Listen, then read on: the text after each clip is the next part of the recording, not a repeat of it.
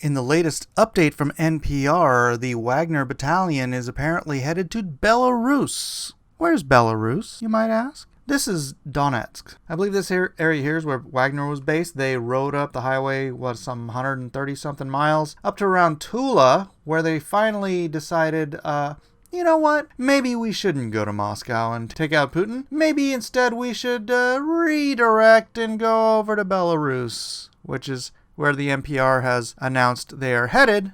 What is directly south of Belarus? It's Kiev. Interesting.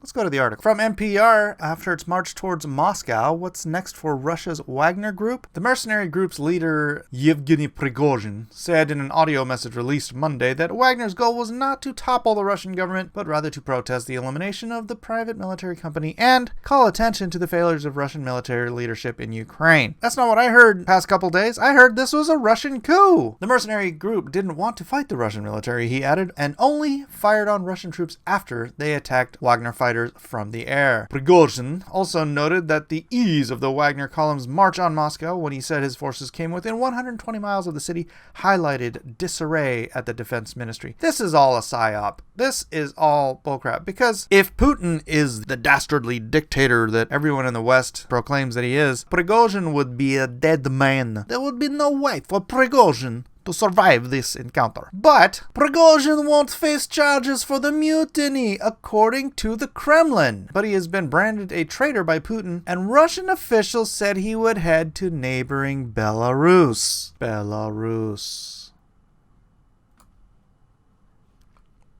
This was all a ploy, ladies and gentlemen. He staged this very theatrical rebellion that clearly threw the Russian leadership off balance. I don't think they were expecting anyone to challenge Putin's authority this much head-on, Andrew Weiss, vice president for studies at the Carnegie Endowment for International Peace, told NPR. But at the same time, the core goal was not to overthrow the Russian regime, it was to unlock more standing and authority for Prigozhin himself. This is insanity. Anyone who actually believes that I got a bridge to sell you in Kiev. Kremlin spokesman Dmitry Peskov said late Saturday that authorities would drop charges of inciting an armed revolt against Prigozhin. Wagner forces that took part in the march would also not be prosecuted, and Wagner forces that didn't participate would sign contracts with the Russian Ministry of Defense, the Kremlin added. Okay, does anyone actually believe this great dictator in Russia is going to just let this guy and all of his cohorts, all completely guilty of treason at this point, trying to commit a coup against Vladimir Putin? Do you really actually think that he would just let them off scot-free? Or was this one great big psyop covering up the fact that Prigozhin just rediverted the entire Wagner battalion, which has been a very, very successful fighting force in the Ukraine, over to Belarus,